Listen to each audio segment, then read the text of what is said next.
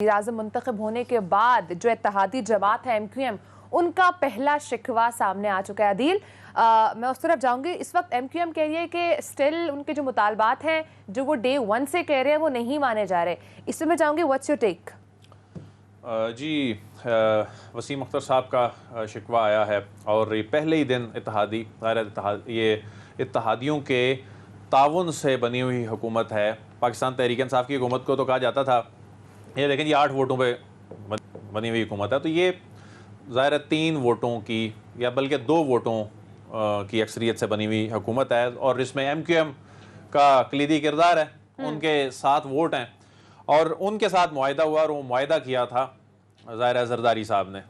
वो मुआहिदा peoples party के साथ हुआ था और आज उनका मुतालबा ये था कि वो मुआहिदा, वो वसीम अख्तर साहब ने लिख कर भी दिया कि वो मुआहिदे के नुकात जो हैं वो पढ़ के सुना दिए जाएँ और उनकी हौसला अफजाई हो जाएगी। ज़ाहिर है मुआहिदे में जो इम्प्लीमेंटेशन है वो यहाँ फ्लोर ऑफ दी हाउस पे अनाउंसमेंट से तो नहीं होनी थी, लेकिन उनका मुतालबा था।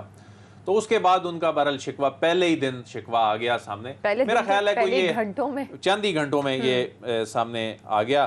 बहरहाल अब से चंद घंटों बाद, बल्कि चंद मिनट्स बाद, चंद घंटों बाद नहीं, अब से चंद मिनट्स बाद ईवान सदर में जो तकरीब होने जा रही है और इसमें ईवान सदर में होने वाली तकरीब में सदर मुमलिकत नहीं होंगे, उनकी तबीयत और नासाज हो गई उनकी है। तबीयत अचानक नासाज हो गई है और वो रुखसत पे चले गए हैं। सादिक संजरानी साहब को हल्फ लेना होगा। इस वक्त वहाँ पर तैयारियाँ मुकम्मल कर ली गई हैं और मेहमान पहुँचना शुरू हो गए हैं। बहरहाल ये तो उनकी तबीयत नासाजी का ईवान सदर से जारी किया गया कि जी वो रुखसत पे चले गए हैं, लेकिन पाकिस्तान तहरीक इंसाफ के ज़राए ये बताते हैं कि आरिफ अलवी साहब ने शहबाज शरीफ साहब से हल्फ नहीं लेना था।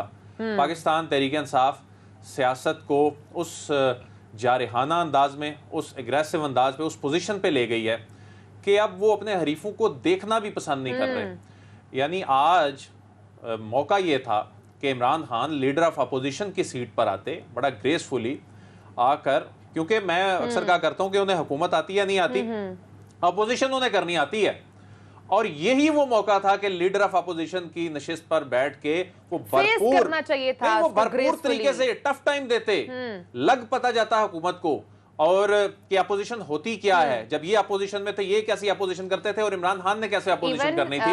अदील, वज़ीर-ए-आज़म इमरान खान साहब जब वज़ीर-ए-आज़म थे तो उन्होंने ये कहा था कि मैं जब ऑपोजिशन में आऊंगा तो इनसे बुरी ऑपोजिशन करूंगा। जी, इनसे ज्यादा खतरनाक हो जाऊंगा। खतरनाक हो जाऊंगा। अच्छा, इसमें तो फेस ही नहीं किया। एक बड़ी जो जबरदस्त एक ट्रेडिशन है कौमी असम्बली का, उसमें यह है कि जब लीडर ऑफ अपोजिशन अपनी नशिस्त पे खड़े हो जाते हैं ना, तो स्पीकर, वो चाहे कोई भी एजेंडा चल रहा हो, उनको सुनना पड़ता है लीडर ऑफ अपोजिशन को।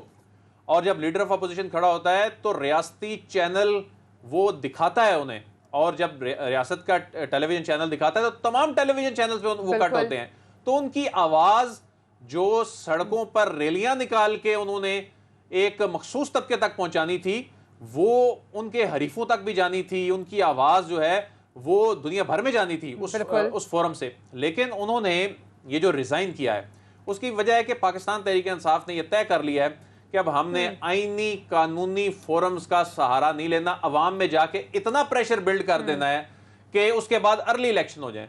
अर्ली इलेक्शन तो वैसे ही होने हैं जो सूरत हाल नजर आ रही है, जो प्लान है इन जमातों का आपस में, इन इत्तेहादियों के साथ जो तय हुआ है, अर्ली इलेक्शन नहीं होने, इस्लाहात करनी है। इस्लाहात में क्या होना है, इन्होंने ईवीएम खत्म करनी है, इंटरनेट वोटिंग खत्म करनी है, जो बज़ाहिर लगता है, और बाकी ऐसी कौन सी इस्लाहात होनी है, बाकी क्या इस्लाहात मुझे बताएं। इंतखाबी इस्लाहात में ऐसा क्या है जो हो जाएगा कि जी नतीजे आने का टाइम बढ़ा देंगे, आरटीएस को निकाल। तब्दीली वज़ीर-ए-आज़म, जो तब्दीली इमरान खान साहब लाना चाह रहे थे, वो आपको लगता है कि इस तरह से अवामी राब्ता मुहिम के थ्रू ला सकेंगे?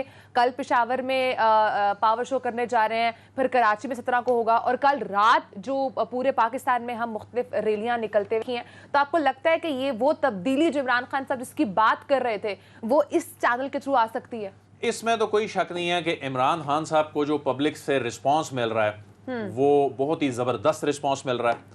और गुज़िश्ता रोज़ जो लोग सड़कों पे निकले हैं, पाकिस्तान के तमाम बड़े शहरों में निकले हैं, पाकिस्तान के तमाम छोटे शहरों में निकले हैं, ओवरसीज़ पाकिस्तानीज़ तमाम बड़े ममालिक में रैलियां निकली हैं, یہ رسپانس پاکستان تحریک انصاف جو ہے ایکسپیکٹ نہیں کر رہی تھی.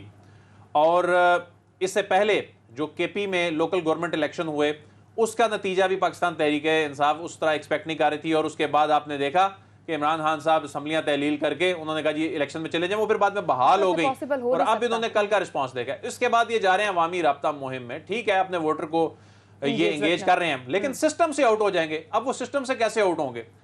اب آپ شکوہ کرتے رہتے ہیں الیکشن کمیشن, آپ شکوہ کرتے رہتے ہیں انتخابی اصلاحات.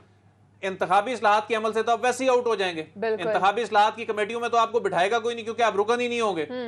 پھر اس کے بعد الیکشن کمیشن آپ کرتے ہیں جی کہ الیکشن کمیشن نے یہ نہیں کیا, یہ انصاف نہیں کیا. تو الیکشن کمیشن میں جو ممبرز آنے ہیں 2 صوبوں کے, پنجاب اور خیبر پختونخوا کے, وہ ممبر تو لیڈر آف اپوزیشن کی مشاورت سے لگنے تھے, اس کے بغیر تو لگ ہی نہیں سکتے. تو وہ اب اپنی مرضی سے لگائیں گے شہباز شریف صاحب. اب وہ یہاں پر جو اپوزیشن ہوگی زیادہ سے زیادہ جو بظاہر نظر آ رہے ہیں منحرف ارکان میں سے اپوزیشن لیڈر کو بن جائے گا, یا جی ڈی اے میں سے اپوزیشن لیڈر جو ہیں, یعنی کہ جہاں پر as an opposition leader Imran Khan sahab اپنی پاورز ایکسرسائز کر سکتے تھے وہ انہوں نے کھو دی ہیں. وہ انہوں نے اپنی آئینی پاورز جو لیڈر آف اپوزیشن کے طور پر تھیں وہ انہوں نے خود کھو دی ہیں. اور صرف یہی نہیں ہے, نگران سیٹ اپ بننا ہے. نگران سیٹ اپ جب بنتا ہے تو یہ تمام سیاسی جماعتوں کا کنسرن ہوتا ہے کہ کون آئے گا نگران سیٹ اپ جس کی زیر نگرانی الیکشن ہونے ہیں, وہ نگران وزیر اعظم کون ہوں گے. اس حوالے سے بھی اب اس پروسیس سے آؤٹ ہو گئی ہے. لیکن جس طرح فواد چودھری صاحب یہ کہہ رہے ہیں جی کہ یہ تو ول سے, لوگوں کی ول سے چیزیں ہوں گی اب جس میں پاکستان, لیکن اصل تو سسٹم ہے نا, آپ سسٹم سے آؤٹ ہو گئے ہیں. تو میں اسے پاکستان تحریک انصاف کا ایک سیاسی بلنڈر سمجھتا ہوں.